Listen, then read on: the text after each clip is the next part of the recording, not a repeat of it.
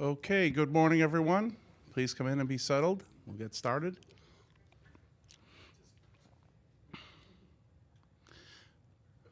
I'm John Curran. I'm the President and CEO of ARIN. I'd like to welcome everyone to ARIN's Public Policy Consultation at NANOG. We're going to be considering quite a few policies today and having discussions to help guide the AC. So this is an open discussion of the Internet Number Resource Policy held by ARIN for facilitated in-person and remote participation. We facilitate this so that you, the community, can help develop policy. It can be held at an ARIN Public Policy Meeting. We do one at every ARIN Public Policy Meeting, but also other forums such as NANOG as approved by the Board of Trustees. I'd like to welcome our remote participants. Remote participants are equal participants in this process. They have access to all the materials, including a webcast, live transcript, a chat room. In the chat room, they can participate, including in the show of hands for support. So it's everyone in the room and the remote participants in this process. I'd like to remind everyone, there's no chair today. I'm actually the chair. Our ARIN chair and vice chair couldn't be here. But I will do the moderation of this to make sure everyone can participate. When you come up to the microphone, please state your name and your affiliation and comply with the courtesies in your guide. You all have a blue discussion guide with a large Baltimore crab at the front. Please, there's rules and courtesies in that guide if you have any questions. At the head table is myself, John Sweeting, who is the chair of the ARIN Advisory Council, Daniel Alexander, who's the AC vice chair, and our JABA volunteer, who's Andrew this time around. So the agenda, we're going to do a quick update on AC activities, which John Sweeting will give. We'll then consider 10 draft policies. One of them is a recommended draft policy. Recommended draft policies can actually be advanced to the Board of Trustees if they're supported by the community. So this might be the last time you see them. Realistically, you're likely to see this later on this week. But the fact is that a recommended draft policy is a policy that potentially the AC is deemed suitable for adoption. It meets all the requirements. The others are draft policies, which means the AC is looking for discussion to help refine the policy, make it more suitable, and that you will see it again, either at another PPC such as this, or at an ARIN meeting, a full ARIN meeting, one way or the other. So with that, I'd now like to have John Sweeting come up and we'll give the AC update.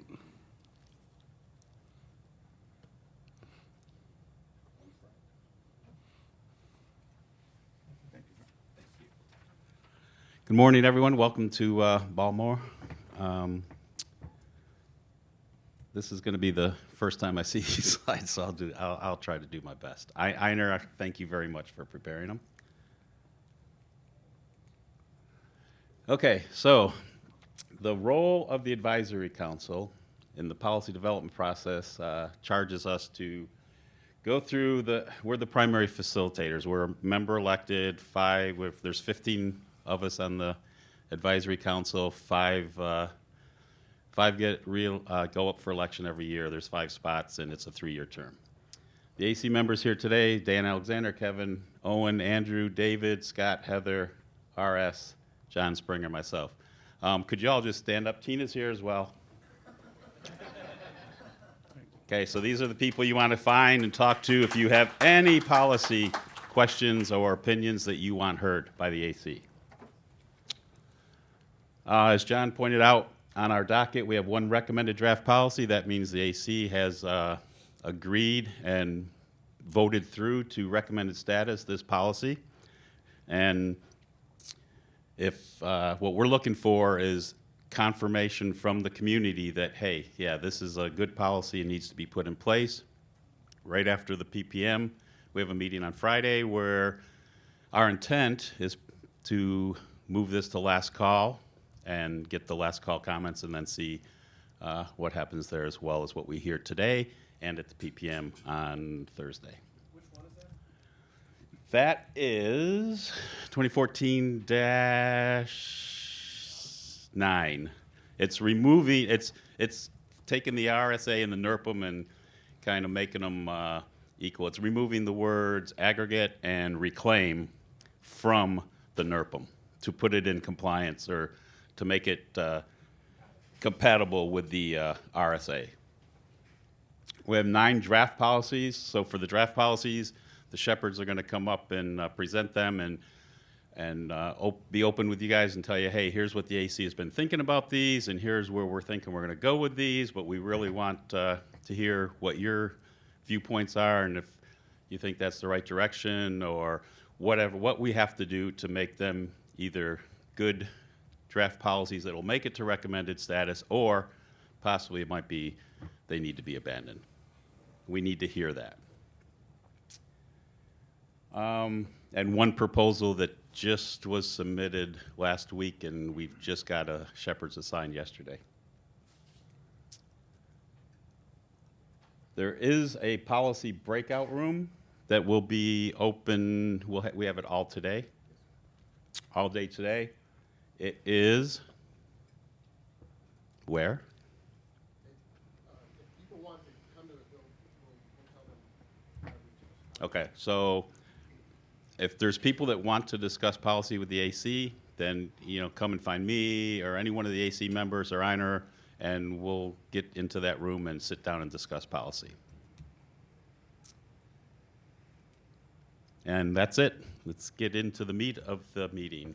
Okay, thanks, John. Thanks. Okay, so let's start going through these policies. And first one up is recommended draft policy ARIN 2014-9, which is resolve conflict between RSA and 8.2 utilization requirements. Now, this is a recommended draft, so I'm actually going to introduce it, just so you have the history of it.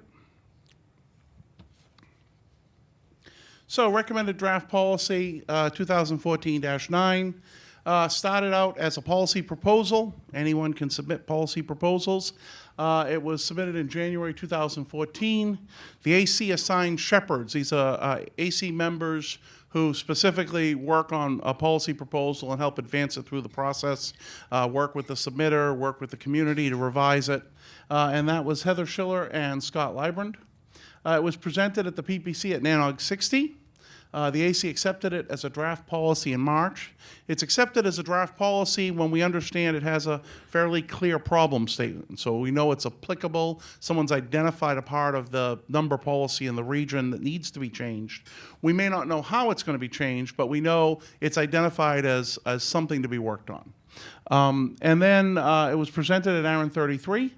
It was revised in May after the Chicago meeting, ARIN 33. It was presented at as a public policy consultation at NANOG 61. The AC advanced it to a recommended draft policy in July, meaning they believe that the policy text that's proposed to replace the existing text is equitable and fair in terms of administration of number resources. It's clear, it can be implemented by the community. It doesn't pose any particular problems in terms of implementation. It's understandable. So they have advanced this to the draft policy. Now they're trying to confirm community support for it. And the text is online and in the discussion guide. I'm now going to call up, staff understanding. So, slow down, Scott, sorry. Staff understanding. So the policy recommended draft policy revises NRPM 8.2 mergers and acquisition section by removing aggregation and reclamation of resources as methods to restore compliance with current policy. So the current policy text indicates that after merger and acquisition, parties should engage in one of several methods, including return, transfer, reclamation, and aggregation, to bring themselves back into compliance after a merger or acquisition. Removing this terminology makes sense, given that we've retired the policies that would allow someone to do aggregation. Removing the reclamation terminology may encourage more people to complete 8.2 transfers because reclamation is no longer part of the policy. Some people get a little nervous about they see an 8.2 transfer and they note that it says at the end of that process they may have to we may engage in reclamation. We don't do that, so this makes it a little clearer that we don't. The problem statement does not specify which version and date of the RSA, but this is a reconciliation issue between the policy and the RSA, the current version. The current version of the RSA 11 and the LRSA both have materially the same language.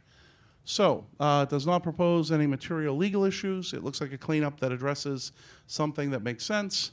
And now I'll turn it over to Scott Librand.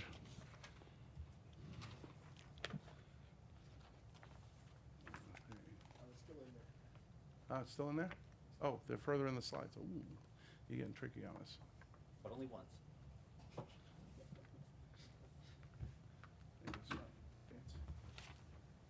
Okay, is this the one we just did, or is this mine? This is mine. All right. So the problem statement here is pretty simple and mostly was summarized in the introduction.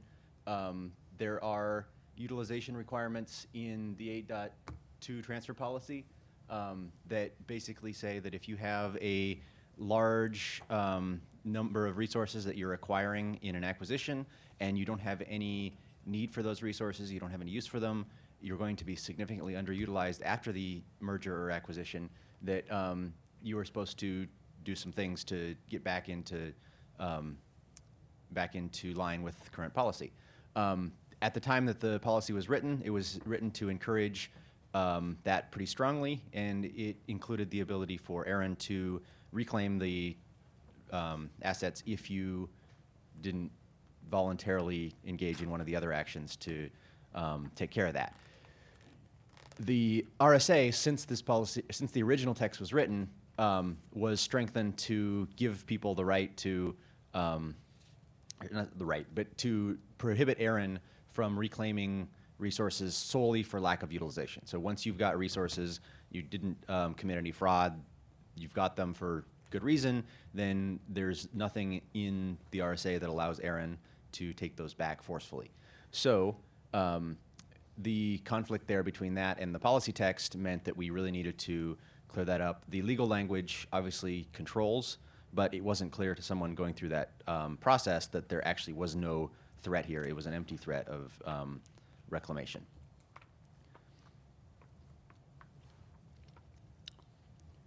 So the concern with number one is that because of that lack of clarity as to what the process actually is, there may be some people who engage in a merger or acquisition, and reading through this, they or their lawyers see risk, and they say, oh, well, we'll just use the addresses and not bother to update ARIN, and then the whois never gets updated, et cetera, et cetera. I already talked about Section 2, the conflict with the RSA and the RSA controlling. The other part of this is that there used to be a policy to allow you to turn in some smaller blocks and get a larger block for aggregation purposes, or to turn in a bunch of small blocks and get a single larger block that's still smaller than the others. Not many people use that, but that was perceived as a method of getting back into line with how much space you needed. That was removed recently because it basically was a loophole for people to get addresses from the free pool right before it ran out. So the aggregation thing is no longer available in policy, so referencing it makes no sense. So this is a really simple change. We strike the words aggregate, reclaim, and we move the or in the commas. You can't aggregate because there's no policy text.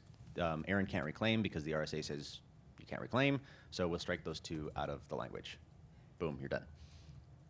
That's the rest of the language in 8.2. Nothing's changing there. So if you thought you didn't see something in 8.2 in the other language, it's because we're not changing it. We talked about the history. There haven't been any PPML comments. We are perceiving that as everyone thinks this is great, but we're bringing it back to the community to get feedback on that. So, do you support this recommended draft policy as written? And if you're opposed, what concerns do you have, and do you have any suggestions? So, with that, I'll open it up. Yeah, go ahead. You can moderate. Okay. I would not be surprised if there is a lack of input on this, because to date we've seen pretty good. Okay, good. For those who are looking for the policy that we're discussing, it's on page 12 of your discussion guide. And you can see the proposal in the draft policy text. Mike, go ahead. Hey, Scott, Mike Joseph, Google. Quick question, maybe clarification from staff. While we're removing verbs, what verb would be used to describe the action that ARIN staff would take if it was found during a transfer request that the source entity doesn't have a legitimate successor? You're saying the source entity doesn't have the rights to transfer? Well, the destination entity doesn't, because in 8.2 it's always the destination entity that's requesting the transfer. Okay, slow down. So Okay. let's say I try to transfer space from a source entity I don't have the right to receive assets from because, for example, You in don't meet terms- the needs test. No, because I'm not a legitimate M&A successor for that entity. It was found out that the entity is maybe in fact defunct rather than Okay, rather so than acquired. let's divide the world into source and recipient. Let's work with source first. Sources often have gone through multi-year histories of mergers and acquisitions themselves, okay? And so at the end of that process, we need to validate that the final entity is the actual rights holder, okay? And so if that's correct, we approve the M&A transfer to the final entity. If that's not valid, the final entity is not the successor organization, then we don't approve the transfer. But this language applies after an approval. Right, so I was trying to figure out if you don't approve the transfer because the source entity, say, dissolved, and Right. there was no successor entity, what action would ARIN take in that circumstance? So completely independent of what happens due to a transfer request, ARIN does reclaim resources from defunct entities. If we determine that a party is completely defunct, has no successor, and we have this happen occasionally, then we will actually pull it back to the free pool, and we've done that on occasion. And you would use the information obtained during the transfer process to affect that? We use any information we can find, including that information, public information. So yes, it is possible a party that thinks it's a rights holder that shows up and is not the successor entity to A, not be designated with that resource, and B, that resource to end up in the free pool.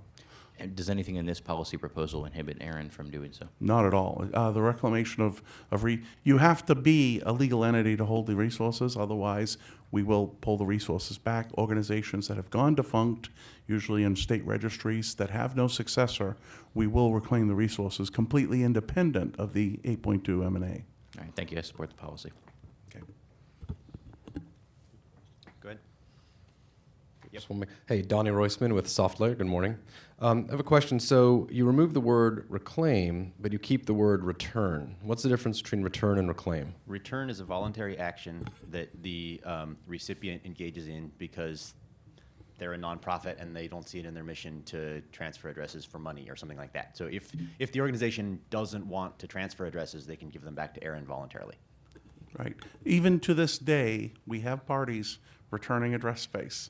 We often stare at them and explain to them at length that they have the rights. These rights can be transferred. There are agreements that say this, but some parties just say, no, I never needed it or we never used it, and here, that could happen subsequent to an 8.2. It's not inhibited as one of the mechanisms that could be used to get back to compliance. Okay, thank you. So yeah, so my general statement is I support anything that gets out of the way of successfully completing 8.2s. So I think it's a good idea. Thank you. Thank you. Owen? Owen DeLong, Black Lotus, ARIN AC. I'm not going to speak in favor or in opposition at the moment, but I do have one question, which is what will now happen in the case where somebody wants to complete an 8.2 transfer, they don't have justified need for the resources, and they're unwilling to return them or transfer them? So when we get to the end of the process, when they merge, they'll qualify based on the combined assets and network infrastructure for some amount of the resources. What's left, they'll be told they need to return or transfer to another party. Now, we can actually go back after a period of time and say, you haven't done this transfer you need to come into compliance with policy. It is possible for us to actually issue reclamation, and well, actually, I guess we cannot issue reclamation now subsequent. So a party would be repeatedly encouraged to do the transfer or return the resources. They never qualify for Right. free pool or transfer. Right, right. And All we can do is encourage them to transfer or return the resources. And as John was just Either saying- way, they would end up being useful to the community. If they transfer, a party that needs them would end up with them. If they return them, they would end up going into the pool or soon going into the waiting list. Right, but if they just sit on them and go, nothing there- happens apparently now, Theoretically possible. then I oppose the policy. In the previous example, Mike Joseph Google, in the previous example, would ARIN affect the transfer to the destination entity prior to requiring them to return or further transfer the resources?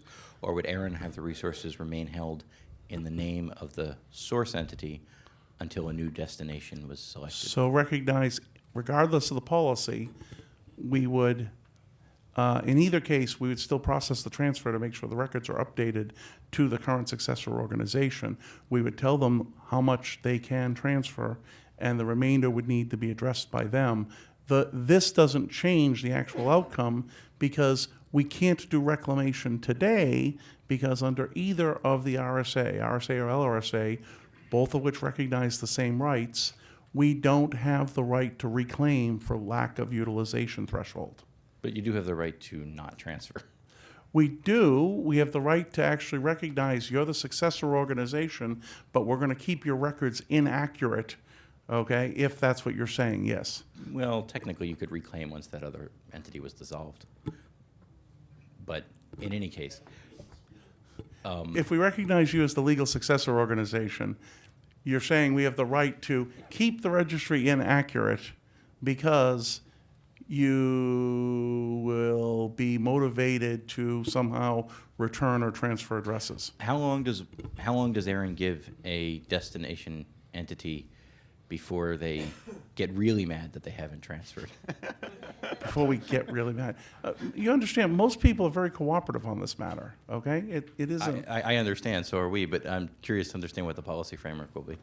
Policy parameter, again, doesn't change. We cannot reclaim. A party that signed an RSA or LRSA recognizes that we will not reclaim for lack of utilization. This doesn't change the practice, even if adopted. It only makes it line up with current practice. So we're told to transfer whenever? Told to transfer as soon as possible or to return the resources. All right, thank you.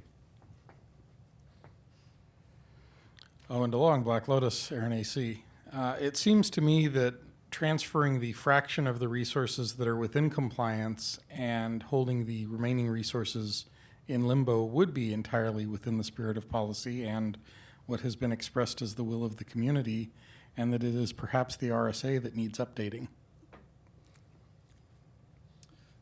Donnie Roisman again from Softlayer. Just one quick note to the advisory committee. While I mentioned that I do support this policy, I just wanted to reserve that I support any policy that reduces inhibitions for transfers and needs-based assessment. I think this is a good first step. I think it definitely needs to go further, but if we can get this one through, we can chip away at it at the next time. Thanks.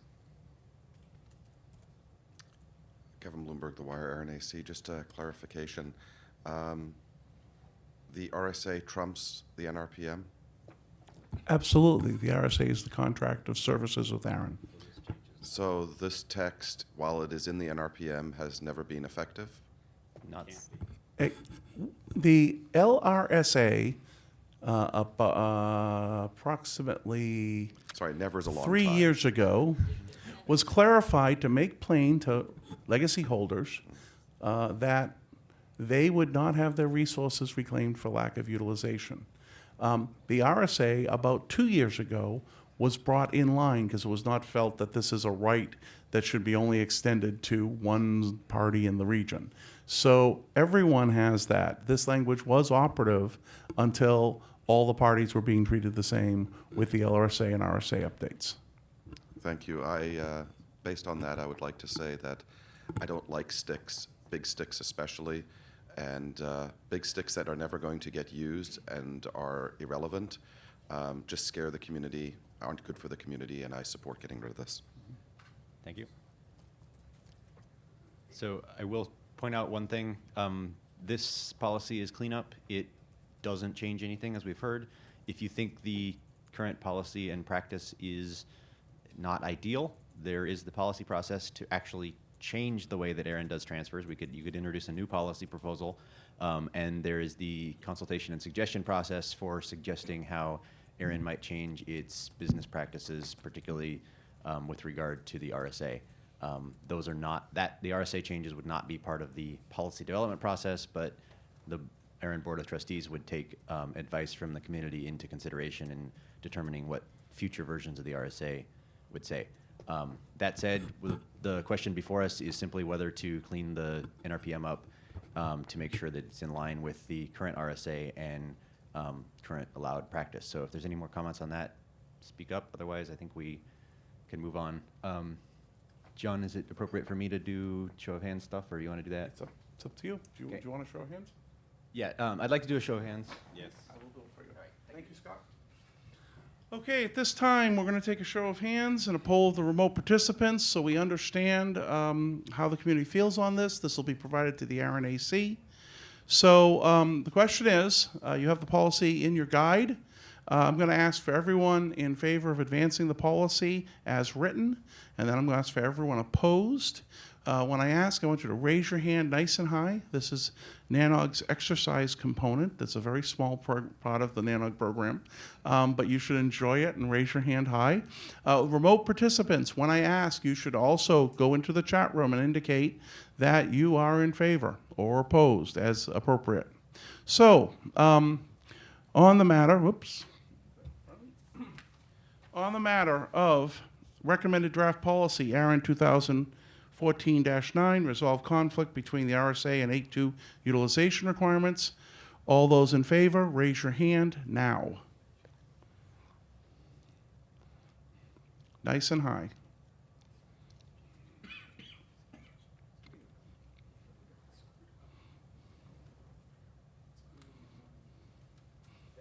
Okay. Again, the remote participants.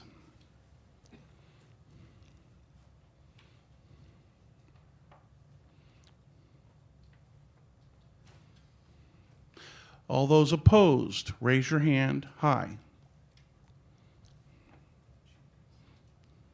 Keep your hand up until counted, okay? Thank you. We actually have that feedback.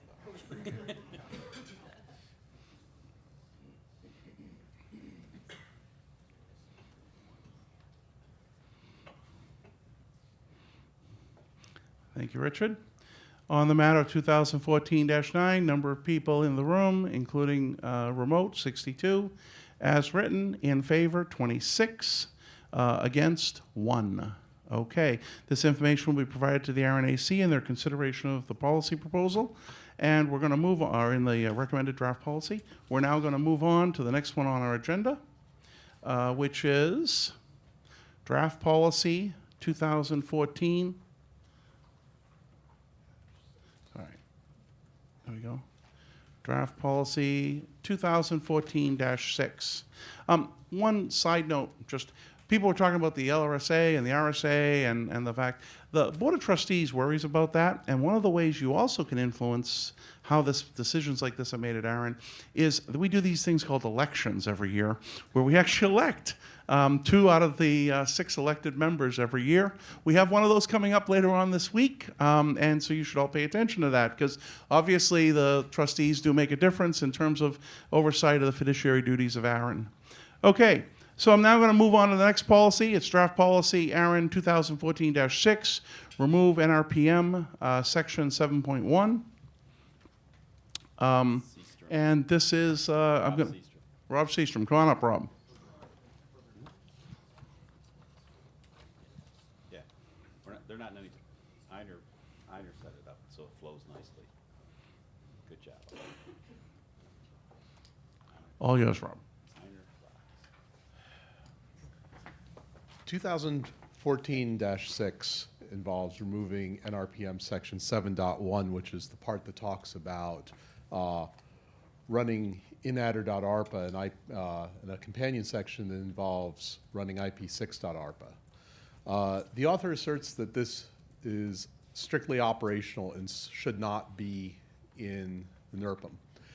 This was presented at the same time as 2014.5, which is passed along, which involved lame delegations.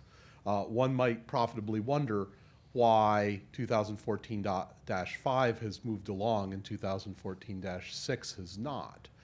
And the reason is that 2014-5 codified existing practice and just said, you know, we never actually put in anything about lame delegations into practice, so it really just ought not be there.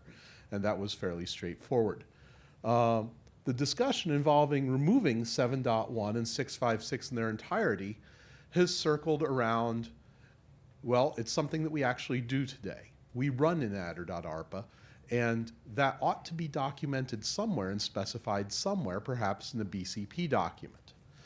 However, the ARIN staff has taken that under advisement. We've had discussions about that document, but the document has not materialized yet. I assume it's being appropriately prioritized. Well, you know, you have to keep the lights on, right? There are certainly plenty of other things that might very reasonably take precedence over that. So the question is, are we interested in keeping this on our docket until such time as this document comes along? Are we happy with removing this text from the NRPM right now without that document on the theory that, well, you know, running in adder.arpa is pretty straightforward, and ARIN's has a pretty good track record for doing the right thing in the absence of specific demands in the policy document. Is this something that we want to go ahead and move along, or do we want to leave it as is in the NRPM?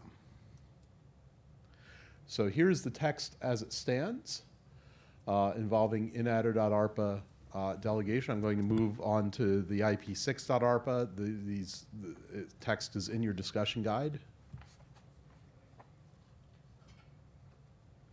Pretty straightforward. So discussion. I invite people who might have an opinion one way or the other, move it forward, keep it on the docket, do something else with it, please step up to the microphone. For those looking for it in your guide, it's on page 11.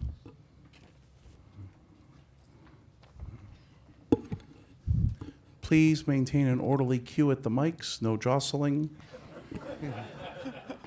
I only have one personality this morning. Sir, have you yielded to all the other people who were in line before you? I only have one personality this morning. Scott Librand. I'll speak for myself. It seems to me that this text doesn't do much, and that the documentation of this, while useful, would not seem to me a dependency for removing this text. I have no problem with moving this forward with or without any BCP or BCOP having been completed first. I believe those should move ahead, but I don't see any reason to hold this up for those. So that's my personal opinion. So to read back your position to you, you are in favor of moving it forward in the interest of general cleanup of the NERPM. Correct. Thank you. Owen DeLong, Black Lotus Communications. I'm going to speak in opposition to the policy. This is not strictly operational text. It is actually, in fact, text about the obligations of a service provider to provide certain classes of service to their clients, and how those obligations are carried with receiving an allocation under the community policies set forth. And as such, I think it does belong in the policy manual. I think it is important, and I think it should be preserved. I would support the abandonment of this proposal. Thank you.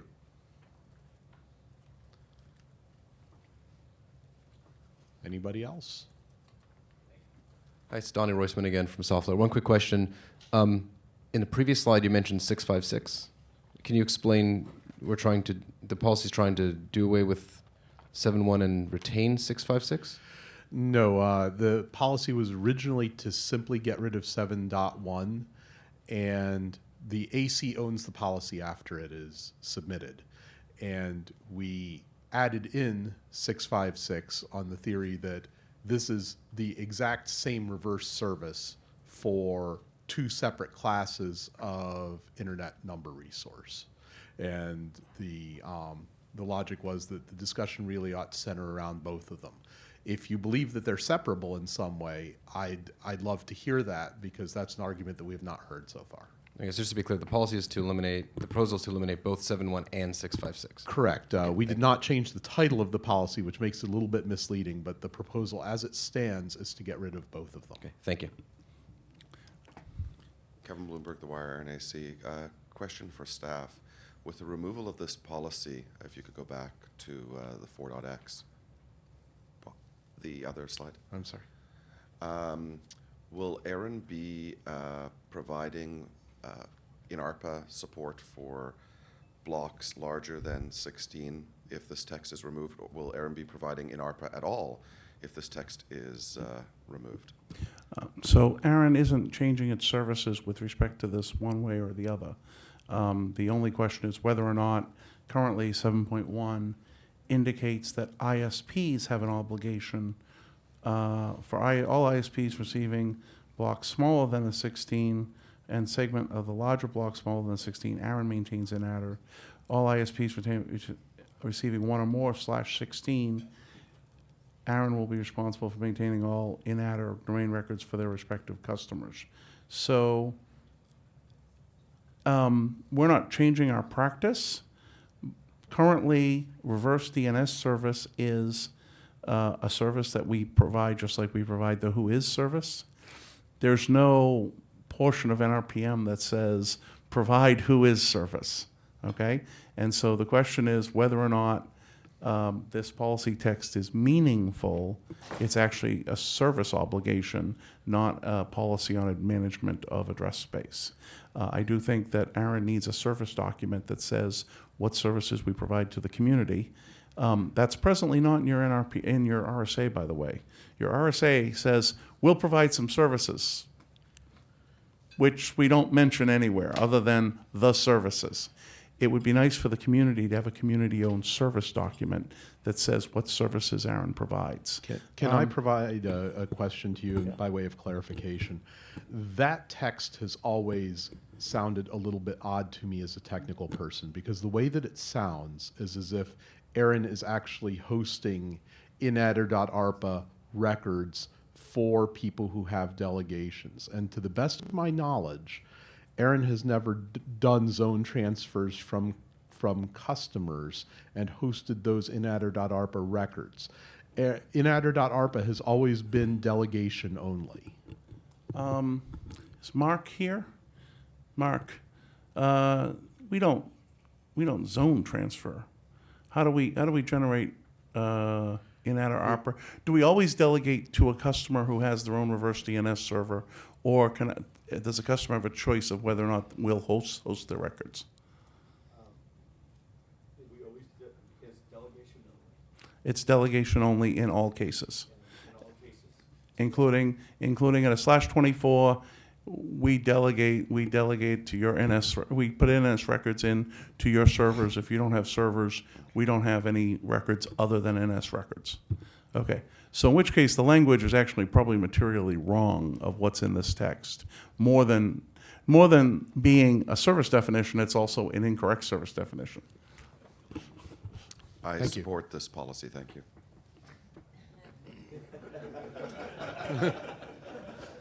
Jason.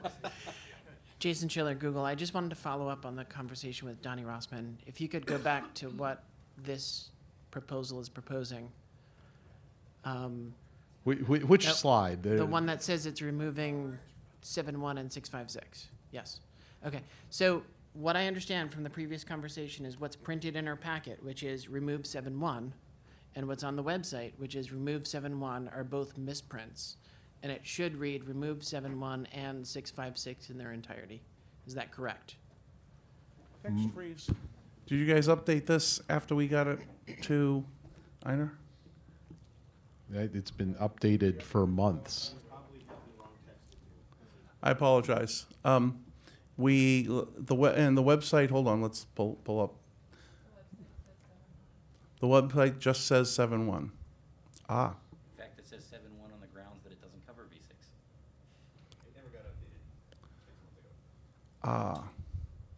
when you, okay, so occasionally we have a miscommunication between the AC and staff. 98% of the time, it's staff. So, and since that's me, I screwed up. Okay, so the current text removes 7.1 and 6.56. Please note that we're discussing the removal of 7.1 and 6.56. The full NRPM is in your guide. Section 7.1 is on page 47. 7.656 is on page 44, and it's a paragraph entitled Reverse Lookup. This policy proposal would remove both of those paragraphs. And just as a point, this is just a draft policy, so when we move it to recommended, if we moved it to recommended, we would change. If we move this to recommended, we would change the text, post it back out in PPML as that, get feedback, and then move it to recommended after another staff and legal review because of the change in the text of the policy. Yeah, the question at hand is whether we move this to recommended draft. Right. And this is also why the 656 text is why I indicated that it actually has obligations on ARIN's customers in here, which is unclear. It's unclear whether or not the community out there, each organization should properly manage its reverse lookup. Okay, and what does ARIN do if you don't? This is an interesting language to show up in an NRPM because theoretically, failure to maintain follow address policy, such as an obligation for reverse lookup, is actually something that we could act on someone for. We can't act on someone for lack of utilization, but we can act on someone for failure to follow policy. I'll make popcorn if you ever do that. Mike? Mike Joseph, Google. Does ARIN currently maintain an information page describing the in-adder service that they offer? And if not, would ARIN likely create one should this policy be adopted and all information about in-adder therefore removed from ARIN's website? Between now and the next meeting, either we will need to have a web page describing all of our services, or we need to have a community-owned document describing all of our services. You would want a community-owned document that describes what services ARIN will provide? So I actually I think... mean, I'm supportive of that, but I just don't know. The reason I say or is because I want to be very clear. ARIN's your organization, not mine, okay? I think it's a great idea. However, the budget's owned by the Board of Trustees that you guys elect. And so community-owned is interested in that respect. One or the other is definitely desirable, though. Is that a commitment to produce something by the next meeting? I said one or the other is definitely desirable. Thanks, John. Mike? Yeah, I support. So with the clarification and lack thereof in some cases that you have received, are you currently trending in favor or I not? support this and lament ARIN's lack of a service document. So, let me try to commit. In the absence of a community-owned service document, ARIN will document all of its services that it does offer. Thank you. Okay. And if they don't, we can ask them again. Owen? Owen DeLong, Black Lotus. Still getting used to the name. So I love the idea of a community-owned service document. How would the community go about beginning that process? Once I am in the position to turn around and engage the community on that, okay, something we might talk about later on this week in a member meeting, then we could make some progress. But until such time, it's probably cart before the horse. Right now, we do have the situation that it's recognized that we offer a set of services not clearly documented. At a minimum, ARIN should fix that. One way of fixing that would be to let you folks document those rather than having us do it. Fair enough. Getting back to the policy matter, there are many things in policy which place obligations on the recipients of address space. That is, in my opinion, an entirely appropriate thing for the community to do in terms of how ARIN manages resources on behalf of the community. And I think that expecting service providers and such who receive delegations to have an obligation to, when making assignments at the very least, delegate the authority over those assignments to their customers is a perfectly reasonable thing to have in policy. I think taking it out of policy would be very, very detrimental, because there are a lot of ISPs I know that would love to not allow their customers to maintain their own in-adders. One particular ISP that I deal with on a pretty regular basis is a case in point where it has been a struggle with them until I beat them about the head and shoulders repeatedly with the NRPM and said, if you don't do this, I'm going to try and get your resources revoked. And then they delegated my in-adders for me. So I think removing this policy would be very bad juju for the community. Thank you, Owen. Anybody else? Can we get a sense of the room, please? Is that what you want? Yes, please. No? AC's call. No? No, okay. Never mind. We're going to continue working Thank on you. it. We've heard the comments. and everything, Yep. and There's not really any way to judge. Yeah, and this will be discussed again later on in the week at the ARIN meeting. Okay, thank you. Sorry, I just had a last minute comment remotely, if I might read it. From Kevin Ott, he opposes the policy as written and agrees with Mr. DeLong that delegation is appropriate to have the delegation in policy. I think striking for blocks smaller than /16 and for the segment of larger blocks smaller than /16, ARIN can main in-adders would make this policy clearer. Okay. Something for the community to think about is, even if we describe the services that ARIN offers clearly, or have you describe in a document the services we offer, one of the things we're moving quickly into is what obligations you guys are making to each other. And that is not very clear to ARIN. Like, are you all committing to using a routing registry to each other somewhere? Are you all committing to maintaining reverse DNS? Do you all commit to show your delegations somewhere? Because, quite frankly, none of that has to do with address management. That's all commitments you're making to each other. And I don't know if you want to try to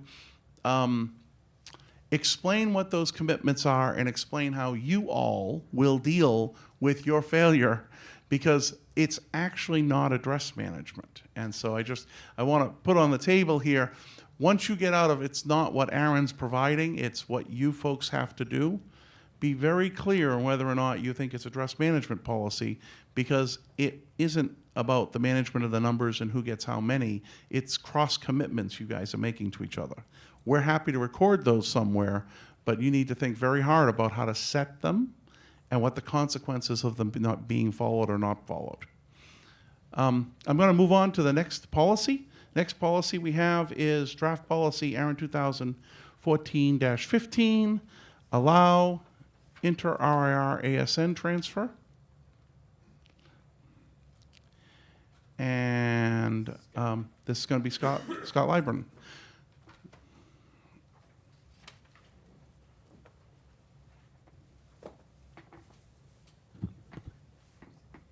All right, this one's kind of interesting. We thought it was pretty simple. The problem statement was straightforward. We allow ASN transfers between people in the region, okay? Recently, APNIC said, we allow ASN transfers to people within our region. And if anybody else wants to transfer them to or from other regions, that's great too. So the problem statement is, well, yeah, if we allow them in region and APNIC allows them in their region and they allow them between regions, we should do the same. So the history of this is a little longer than that, because we had originally tried to pass the proposal to allow inter-RAR ASN transfers before APNIC did their thing, and the community basically said, why? There's nobody else doing this. We don't know if anybody else ever will do this. Don't bother. So we abandoned that 2013-1 for that reason. Then after APNIC adopted Proposal 107, this was brought back. But then this last bullet point is interesting. after some discussion, it was brought up that this might actually have some impacts on the RPKI. So I'll get to that in a sec. The text of the change is pretty simple. ASNs to be transferred are added to the list of things that can be transferred, and there's some text here making sure that if you transfer ASNs, it doesn't preclude you from getting V4 and vice versa. But here's where it gets interesting. Staff said there is at least a moderate impact over the medium term because there are additional requirements and specifications necessary for RPKI support of inter-RAR ASN transfers. Sorry, I'm talking too fast as I normally do. That will extend into the future in terms of requiring coordination between the RARs and IANA in order to transfer ASNs through the IANA with regard to RPKI. So, if you guys have technical questions about what those requirements are, I'm sure we have some people who can speak to those. But the discussion points, once we get those clarified, are with regard to whether the benefits of doing inter-RAR ASN transfers outweigh the costs of doing so. There is not quite such a clear supply and demand problem with ASNs as there is with IPv4 addresses, so it's not clear whether transferring them between regions is necessary or if just allowing transfers within the region, which we do today, would be sufficient. So I think I'll actually start out with a question to John, or to Mark, sorry. Would you mind grabbing a mic and explaining what the technical issue is here? I could try, but you don't want that. I don't care. So the issue is here, God, I have to bring down the mic. The issue here is if we go to a model where the IANA is a global trust anchor, they basically have they sign a certificate saying, here are the resources that ARIN has, single certificate, and within that single certificate, they say, here are all the autonomous system numbers that ARIN gives out, here are all the IP addresses that ARIN gives out, and we in turn allocate those to you guys. If there's a transfer from region to region with those autonomous system numbers, that means that there needs to be a recertification from the top down on both sides of the chain, both for the receiving and for the other party. So, and what we're trying to do is trying to reduce, from an engineering perspective, we're trying to reduce the number of interactions at that level in RPKI land. We don't want to have to re-roll certs that often. Every time you do, it actually may cause an introduction of some sort of error. So we want to keep that to a minimum. So out of those, if you go to the earlier slide, this one. This particular, if we go to that particular scenario where we have the sort of ERX for autonomous system numbers, it actually goes away. And we know how to handle it, and it's all good. So, but that's something that we would have to do internally, and all the regional registries would have to agree as well as IANA. Any questions about that? Yes. One question, Kevin Bloomberg, The Wire, NAC. So I left my operator hat on outside, unfortunately. I've got the policy hat on here. But what's the difference between an IP number and an ASN when it comes to RPKI? It's both of them. You want me to explain the difference from operator perspective? No. As in, why are you having to re-roll for ASNs and not IP addresses, or do you have? You have to do for both. Yeah. You have to do for both. Okay.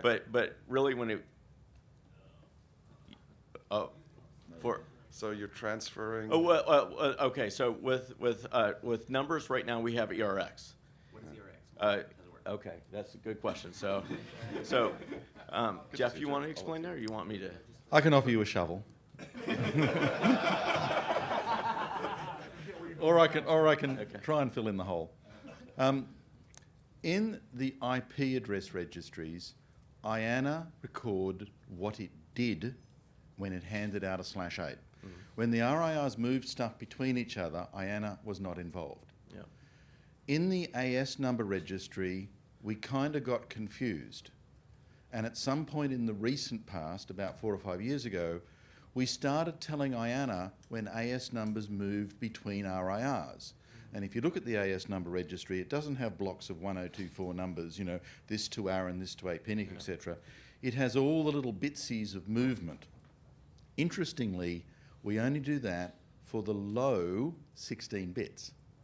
Movement in the extended AS numbers, which ARIN don't use anyway, happens between the RIRs without informing the IANA. Your problem is very real, because if we persist in recording all the micro movements of AS numbers in the IANA registry, then moving 2-byte AS numbers is a unique problem that doesn't happen anywhere else. It's a unique problem that involves the root, and you know, IP addresses 4 or 6 or AS numbers don't. So that's what Mark is saying. Why did this happen? I don't know. It just, one day the registry became a lot bigger. Whatever. But that's why we are where we are. Thank you, Jeff. Sorry, John. Sorry, Jeff. So why don't we just leave IANA and do it the same way we're doing it? Out of it. Not leave IANA out of it. Sorry. Clarification. Leave IANA out of it and do it the same way we're doing IPv4 transfers today. We could do this, but then reading the IANA 2-byte AS number registry would be a really confusing exercise, because quite frankly, it wouldn't tell you where that AS number is. It would tell you where it was at some vague point in the past. We are very confused about the AS number registry. And you know, my advice to the community is a discussion needs to happen, possibly with the IETF and definitely with IANA, about what is a registry and what should be in it. And we could clean up what IANA has and say, this block, that block, the RIRs look after it, and you wouldn't have this problem. That conversation hasn't happened, and hence the issue. So, is this work going to happen anyway? This might be a question for John or you, I'm not sure. My question then is, the cleanup work that seems to be necessary here, is that likely to happen in the absence of a policy requiring this, or are we going to muddle along with the current practice? So there's a finite number of resources and a larger number of projects at any given moment. Will we expend resources on a project that no one will notice or care about unless it's necessary? No. So you call it cleanup work, but quite frankly, you're all using AS numbers successfully, I presume, maybe 2-byte ones, hopefully 4-byte ones someday. But no, we're not going to put any effort into addressing this unless the community feels there's an issue to be addressed. And even if we address the registry structure of the ASN system, that doesn't mean we'll do the specifications of how ASN inter-RIR transfers should happen unless there's a policy that provides for RIR inter-ASN transfer. It can be done. This is not rocket science, although the folks who engage in RPKI will often tell me it's very close to it.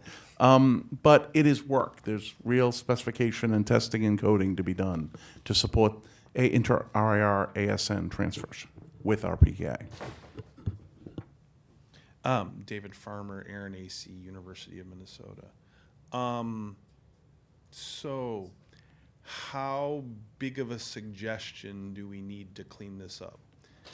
Do we need to leave it on the docket? Do we need to move it forward and make it into a policy that sits in limbo until the work gets done? This is the policy question I'm trying to figure out.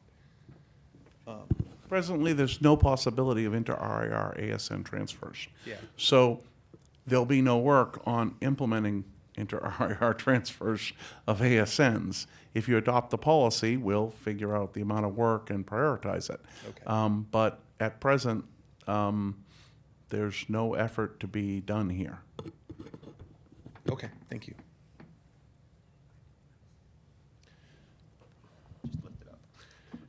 David Huberman from Microsoft. The author of this policy proposal works on a network which operates on 6 continents and, for all I know, operates in Antarctica and gives CDN to penguins. I represent the Microsoft Corporation, which also operates on 6 continents. Not Antarctica. Not Antarctica. Penguins don't need cloud yet. This is a real issue for large, multi-continental legacy networks. There are regulatory issues in other countries, and very specifically China, which require object number registrations to be made in specific RIRs. China Unicom and China Telecom, which are your only transit providers, will not route stuff if it's not in CNNIC, period. And if you happen to be using an AS number that's maybe 3 digits or 2 digits that is from ARIN, you're SOL for now. And my point actually is, even though this affects my network, and even though this affects the policy authors network, and even though this may affect some really, really, really large multi-continental networks, there aren't that many of us. And if it's going to be this much work for specifications to make RPKI work, to cut down on the number of key roles, then I would support abandoning this proposal for now, and we'll just eat the engineering time it takes to relabel with different ASs. So that is essentially my question to the rest of the community. I just heard an excellent response to the last question. If anyone feels differently, if anyone feels that there are benefits other than what David suggested, or if the benefits David suggested are worth the implementation effort, I'd like to hear that. Since these RPKI issues have been brought up, I have not yet heard anyone saying, this is still worth it, we should still do it. If you think that, please get to the microphone now.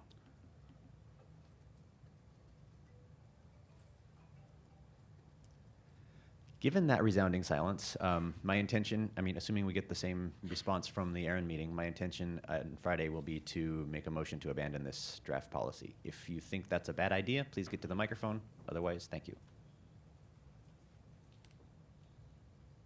All right, thank you.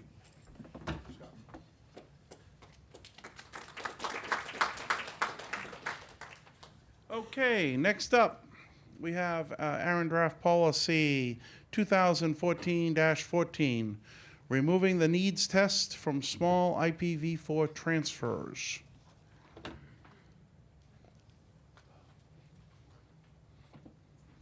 me find it here.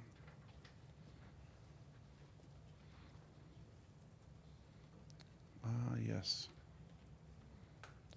John Springer of the ARIN AC will come up and handle the discussion. Go ahead, John. Thank you, John.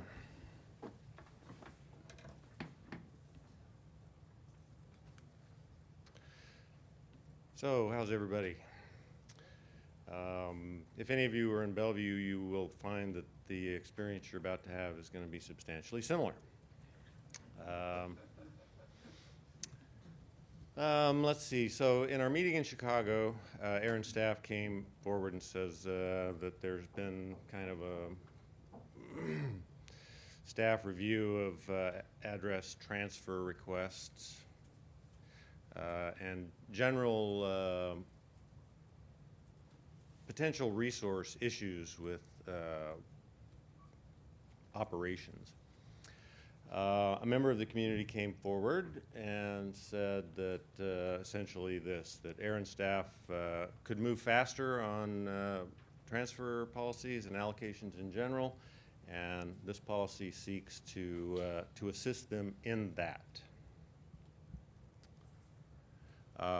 The way that the policy development process works these days, for a proposal to advance to a draft policy, it needs to meet 2 criteria. It needs to have a clear problem statement, and this is the problem statement. The Advisory Council decided that that was clear. And it needs to be in scope for the Advisory Council's mandate. And the AC decided that that was the case as well, and so here we are. This is a draft policy. Question before us today is, what do we do next? We have a couple of options.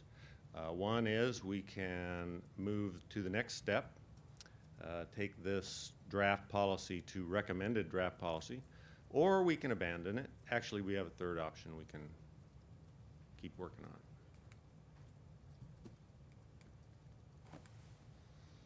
I could read you what's on the screen. It's in your manuals as well if you didn't have one. Essentially, we're going to modify 8.3 and 8.4 according to this method. The two statements are crafted to be as nearly identical as possible. There have been some suggestions on PPML that this is duplicative, and so there may be some wordsmithing possible, which essentially says what I just said involving this. But for now, Part 1 and Part 2 are exceptionally similar on purpose. Essentially, what does this mean? What are we suggesting here? We're suggesting that, first of all, there is a boundary in number policy allocations as regards transfers that may be drawn at the 16/16 boundary. And we're going to call everything smaller than that small, and everything bigger than that not small. And there's some interesting mathematics involved with this, which I am not really going to delve into now.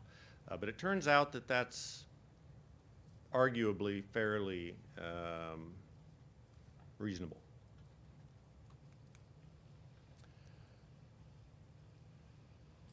There's been a lot of discussion about needs basis around the world in RIRs for quite a long time. There's been a lot of concerns on the part of the community. Hoarding and speculation are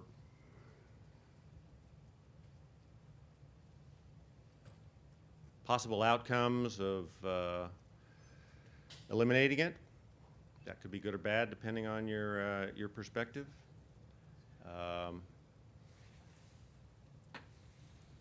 A point that is often overlooked is that those people who would speculate are actually citizens of this community, and they actually have the right to come to the meetings, and they have the right to speak, and they have the right to suggest policy, and they have the right for those policies to be considered rationally, and if they're to be discarded, they should be discarded on the basis of reasonable objections and not innuendo and boogeymen. The proposal and the proposal author seeks. Yes, Kevin?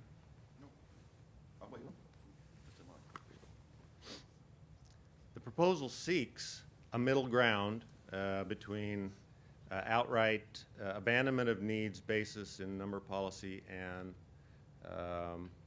the continuation of the status quo.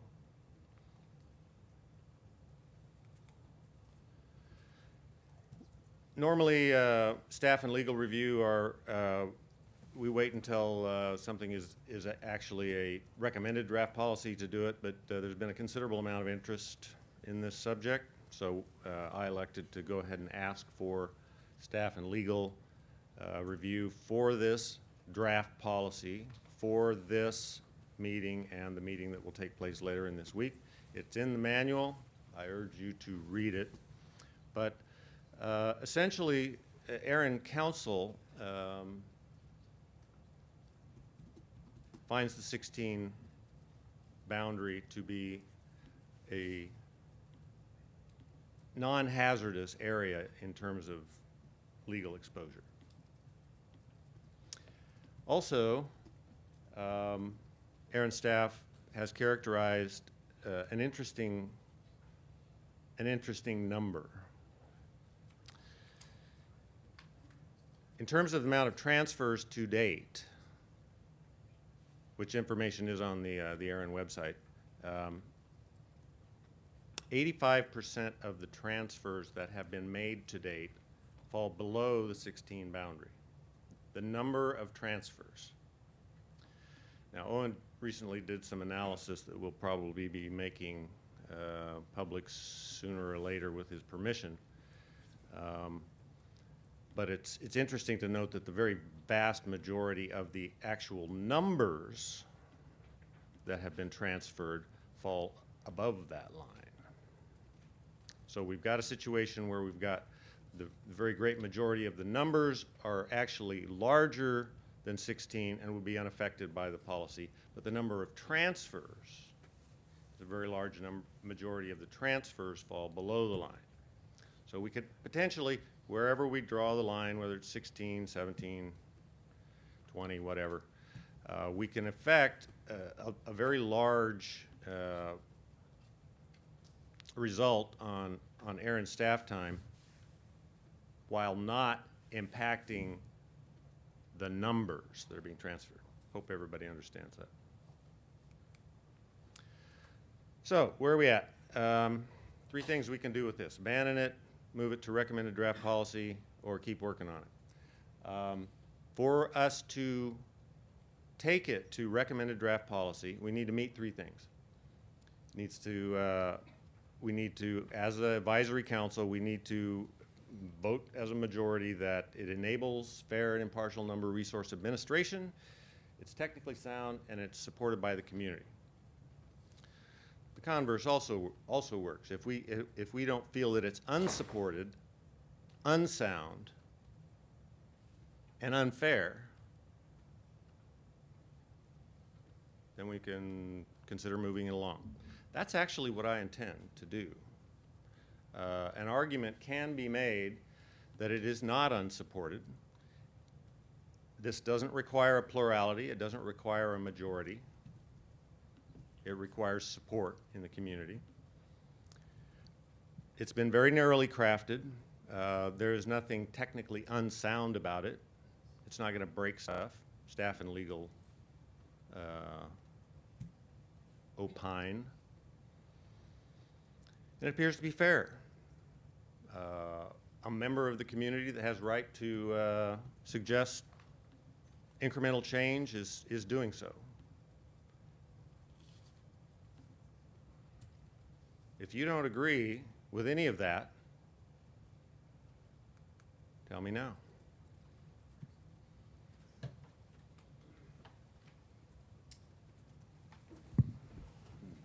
Sorry, I have a technical question. Kevin Bloomberg, The Wire, NAC. If you could go to the slide with the policy statement changes.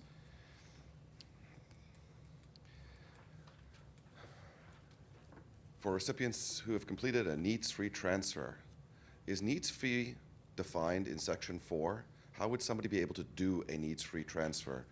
Or is the expectation that the community knows in Section 8 what needs-free is? Needs-free is self-referential to this policy in the grand old tradition of self-referential things on the internet. Staff would see it the same way? Staff would see it the same way. Thank you. This microphone keeps moving. I was kind of confused. Don't want to crowd you, Heather. Donnie Roisman, Soft Layer. So as I mentioned before, I'm in favor of any policy that actually removes any inhibitions for transfers to occur successfully. I think this is a great baby step. I like the fact that we're recognizing that we can reduce the workload on ARIN staff as long as there is good legal documentation showing the transfer can occur, rightful parties, recipients, et cetera. I would prefer that we actually not put a limit on it of /16. And we allow all transfers to complete without needs-based. But if we can at least get to a starting point and help get the community comfortable with up to a /16, get some precedent, get some experience behind us, and maybe the next time around we can actually limit it all needs-based, I would be in favor of that. But I'm interested in getting feedback as to whether or not it makes sense to take one step to /16 and then discuss eliminating all needs-based for 8.2 and 8.3, or whether or not it just makes sense to charge right on through and just focus on removing all needs-based. If that's a question, I'll speak to it. The community has expressed over the years a distaste for giant bites.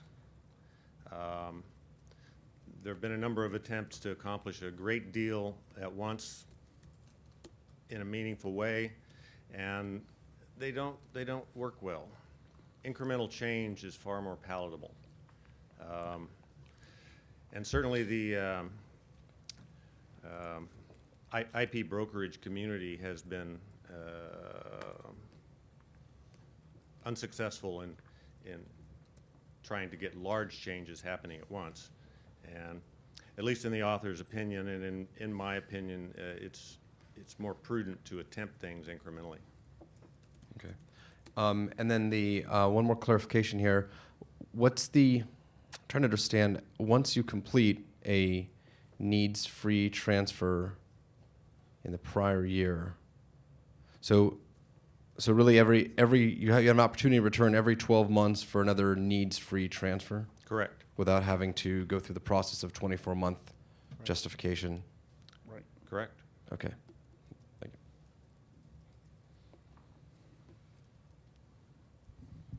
Owen DeLong, Black Lotus, ARIN AC. So you're welcome to make my spreadsheet public, or I can post it on PPML if people are interested. That'd probably be best. To provide some additional data points, it turns out if you look at not just 8.3 but also 8.4, the number jumps up to 89% of all transfers and 17.47% of the total address space covered at 16 and longer.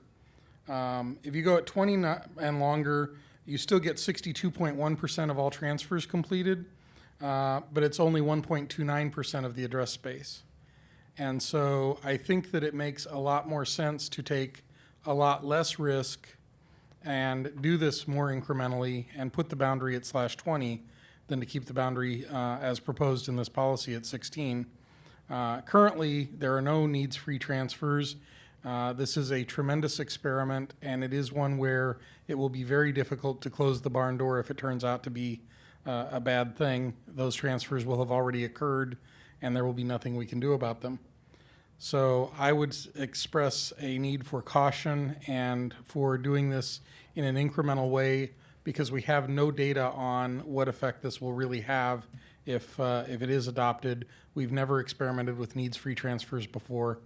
And I'd like to see us be much more cautious than opening the floodgates to a 16.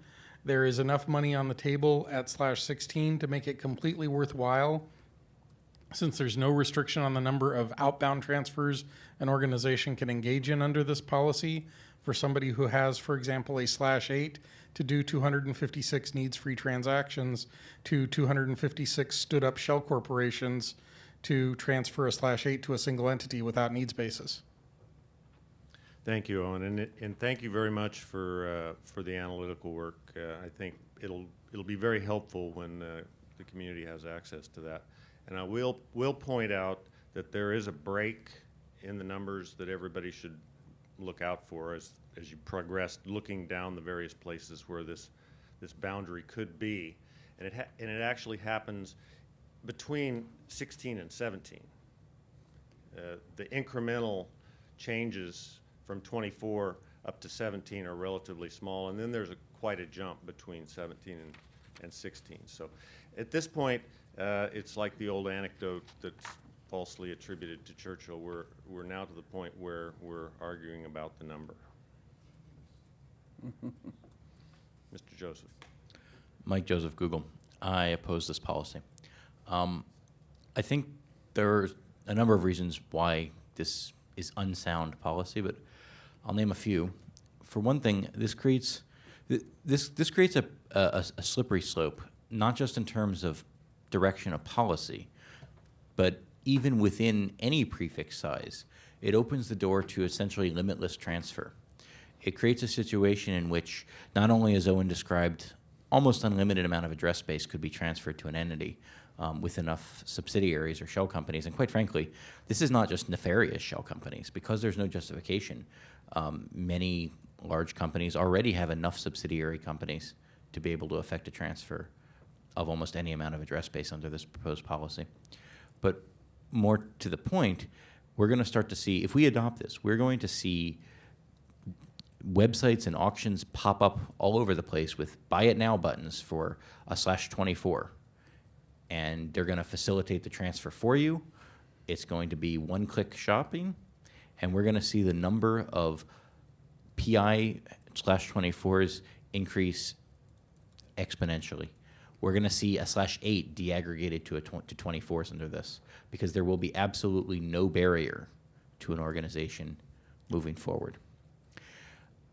Additionally, two of the justifications for this policy seem to be flawed to me. First, the policy asserts that ARIN staff is overwhelmed and we must pass policy to lighten their load. Well, I think that's a red herring. ARIN staff ought to be able to do their job. I believe ARIN staff and RSD can do their job, and I believe that if RSD is overloaded and unable to do their job, I'm confident that John and his team would let the community and the board know that they need more funding. But I don't think that we ought to hold up red herrings like ARIN staff being overloaded as acceptable justification for policies like this. I just want to echo that remark. To the extent that we believe that we need more staff to accommodate workload, we seek staff, and have no problem with that.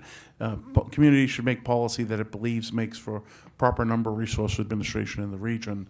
If that requires more staff, I'll go get it. It is true we sometimes have disagreements as to whether or not the service levels are appropriate. So, for example, right now we have a surge because of the run out of V4 and people who are trying to get resources and people who are trying to get transfers. Do we staff up for what is a surge, or do we live with what might be response times that are 5 or 6 day turnaround over 2 or 3? That's a question we're going to talk about in the ARIN meeting later this week. But we're still keeping up with the workload. We're not accumulating a backlog. And so right now, we've decided to stay the course. I guess the short answer is, please make good number resource policy. We will always staff accordingly. Thank you, John. And I would ask that as we consider in justifying policy, we don't throw out there arbitrary statements about overloading of ARIN staff as a way to try to slip policy through. Further, the other reason I think this is unnecessary is that it purports that it's next to impossible for a small entity to get a transfer through, and I just haven't seen any credible justification for that. I see a lot of people on PPML complaining about the onerous process of filing a request with ARIN, but as somebody who files many requests with ARIN, and yes, certainly I have experience at it, but I've never seen any suggestion that it's so onerous to file a request with ARIN to complete a transfer that we need to throw all of our justification out the door.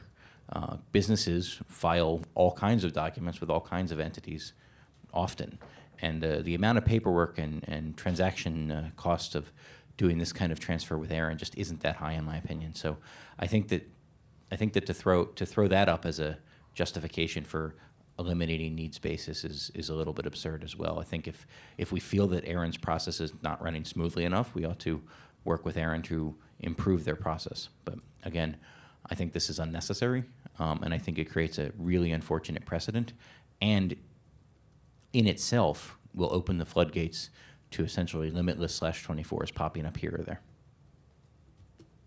Oppose. Thanks, Mike. Yes, sir.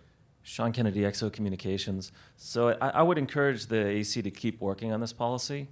I'm not for or against it at this point, but I have concerns about the /16, considering that. The other thing I'd like the AC to consider is whether we limit these needs freeze transfer to the original allocation size. And I think that would address some of the issues that came up in this, and it would focus it on the transfer of what were originally small blocks to start off with, whether we set that boundary at a 16, 18, 20, whatever comes up as the final number, were this supported by the community. But at least I would recommend that the AC keep working on it and refine it. One comment that I'll make, one of the objections to this is the idea that there could be a humongous or other characterization of unacceptably large number of some allocation size, often a /24, show up. There have been 172, I think, of these transfers that have taken place to date since 2009. What you might want to think about what damage would look like. So let's say if this were to happen and we got 100% increase in the number of those, another couple hundred prefixes in the global routing table ain't going to shatter it at our feet. 1,000%, 1,500, 10,000%, 15,000, 100,000% rise in the number of numbers in the allocation table, and it only raises it at 150,000 additional entries in the routing table. So think to yourselves, what does damage look like? Rob Seastrom, ARIN Advisory Council, TWC, and personally a legacy resource holder. When I got those resources, there was no needs basis. And so I do not have a religious thing for needs basis. The purpose of needs basis as it was put in was to prevent the free pool from prematurely evaporating. So I'm okay with a return to that. But like with so many other things in the past, like the transfer market, when we decided that yes, there was going to be a transfer market, I was a strong advocate for getting it running before we needed it so that we could see what the results were going to be. All of this discussion about deleterious effects is strictly speculation. So we need to think about how to limit the deleterious effects while we find out what that's all about. I would be in favor of this because I believe that the hoarding issue is a bigger concern than the routing table growth size to which you just explained. I would be in favor of this if the amount of space that could be transferred while we get a feel for how it's going to work would be the minimum allocation size, which in this case is a /24. And then we can have the discussion about whether we ought to get rid of it, hey, that wasn't such a great idea, or hey, maybe it should be a 22, maybe it should be a 20, maybe it should be something larger than that. So I would be in favor of the aims of this, but I'm in favor of measured, cautious baby steps at a /24. Thank you. Thank you. David Huberman from Microsoft. I'd like to bring some different viewpoints to this. So the Microsoft Corporation has a department that has been studying the market on a weekly, monthly basis for 2 years. To the best of our ability to determine exactly what inventory is out there, exactly what price points exist, and exactly who's doing what, there is no speculation. There's one or two fraudsters who are fairly well known who are trying to do some stuff, but there are no speculators right now that we can find, and we're looking everywhere, okay? The comments that folks have made about this opens up the floodgates ignore the reality that in order for an 8.3 transfer to happen, the first thing you need to do is you need to buy the IP addresses. So you can go out right now and buy a /8 for a certain number of dollars per IP address. Well, you have to do that before you can issue /16s to 256 different shell corps. All right, so you're already talking $100 million. That money is going to get spent whether ARIN policy allows it or not, even to a speculator, because here's why. If you're speculating on it, you go out and you spend $100 million, you buy a /8, then you set up your Buy It Now button on the internet, and you sell it for double that. And you're going to try and make $200 million in revenue. You're going to get the transfers through at ARIN, or you're not. Sometimes they don't care, by the way, the buyers. Those transfers will still go through because you'll find a way to get through the policy. But it doesn't change the fact that there's speculation. There could be speculation whether this policy changes or not.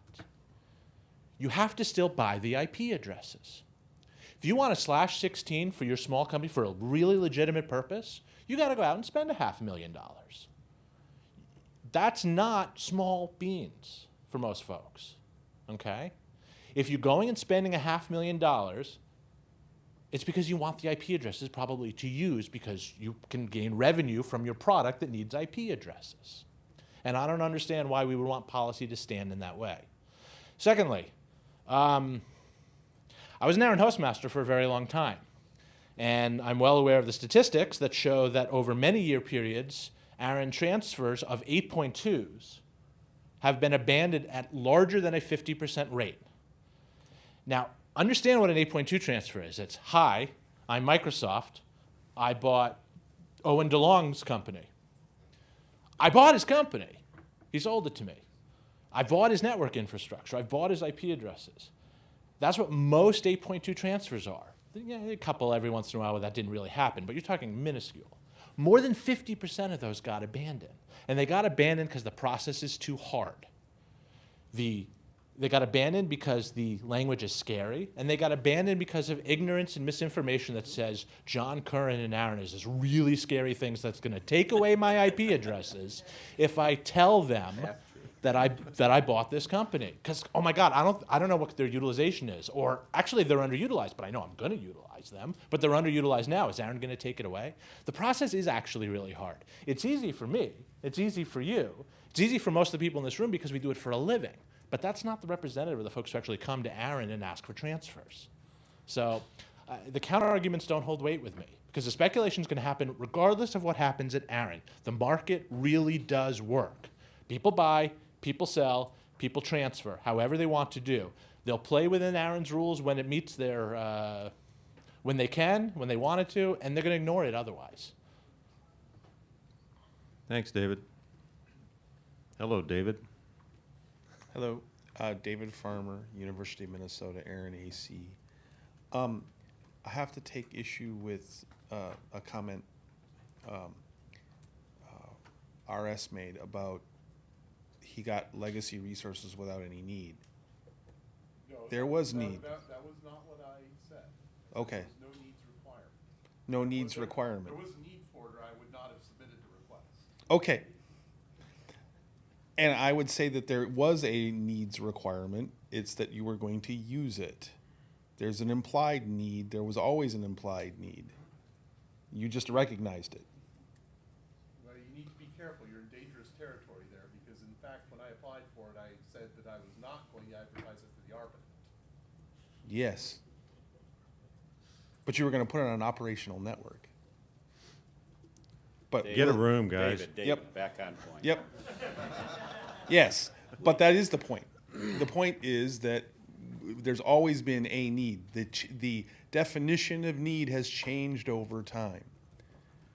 The fact that it's now different doesn't mean there wasn't one before. And it's not a bad thing for us to change back to what it used to be. And we'll just leave it at that. Thank you. Thanks, David. Mr. Schiller. Jason Schiller, Google, and the NRONC. I oppose. My concern is with regard to the cap. It feels to me that the cap makes it unfair. And the reason why it's unfair is because if you are a small organization and your needs for IP addressing for the next 10 years is smaller than the cap, you can then go in the market and get yourself a 10-year supply of addressing. However, if your 10-year need or 15-year need or whatever you think the magic window is for how long it's going to take to get to widespread V6 adoption, if you're creating a product and a service and it's growing and you have a business case that depends on the ability to continue to grow the service and get more IP addresses, you need to plan to have those addresses available until V4 is no longer needed for growth because widespread adoption has happened. So that means you need to really secure the addressing that your product or service is going to need. And if you are so large and you're growing so quickly that those addresses are larger than the cap, today you can do paperwork and you can get what is potentially a 2-year supply based on your last 1 year's run rate. So, and your growth is accelerating, so it's less than a 2-year supply. But if you're small enough, you can get a 64-year supply if you can afford it. This seems to be an inequity. So I think if you want to move this forward, you either need to push out the amount of space a large organization can get on the transfer market in terms of time horizon, or you need to bring in where the cap is to remove the inequity. Thank you for the comments. Andrew Dahl, speaking as myself, not my advisory council hat at the moment. I think one of the things that we need to think about, and we had the opportunity to see some work from Professor Ben Edelman on the mailing list about this, is to look at what the transfer market we would like to see in the future and what are the limitations around it. And there are a number of different avenues for us to pursue, one of which is this avenue that we are discussing here today. There are, however, other avenues and a matrix of those avenues that would possibly be more beneficial to the community and the internet as a whole rather than this specific policy.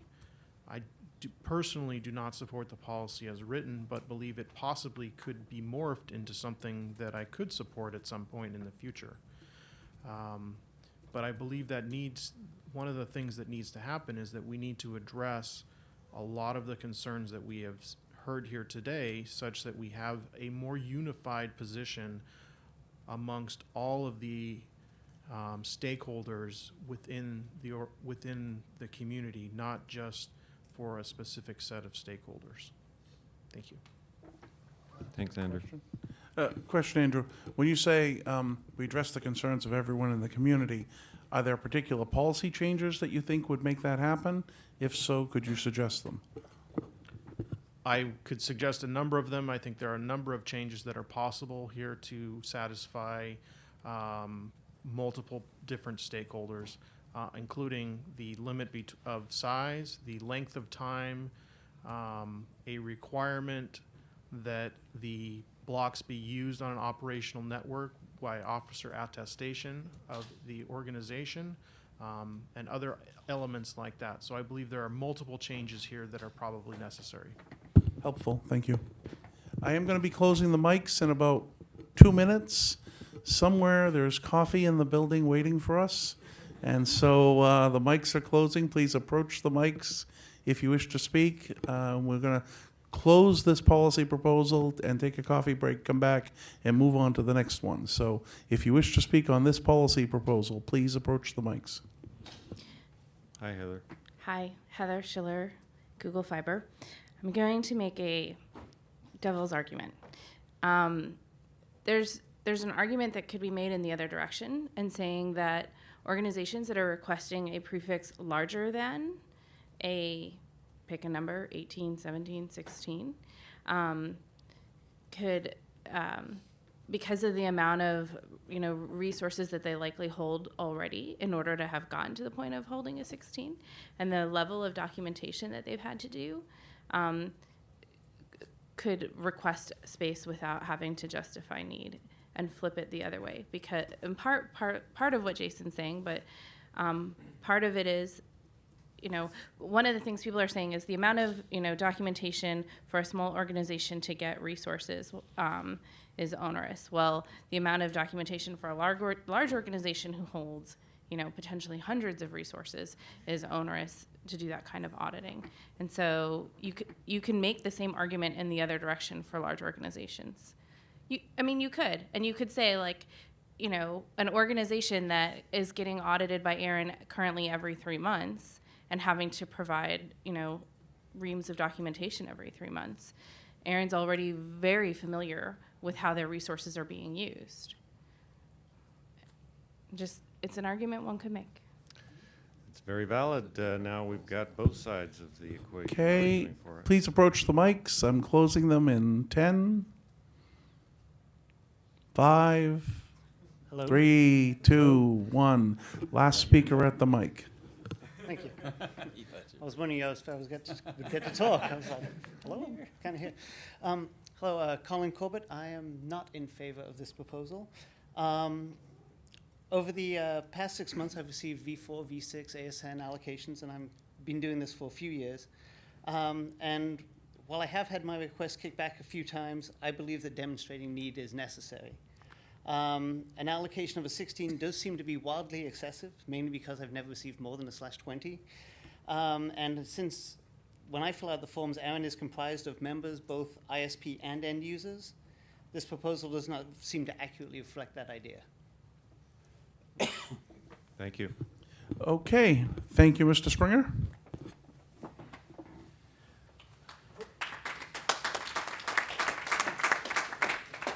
If you go downstairs, we are now on the 11 to 11:30 break. We're going to have a 21-minute break. We will see you back here at 11:30. The train shall run on time. See you all 11:30.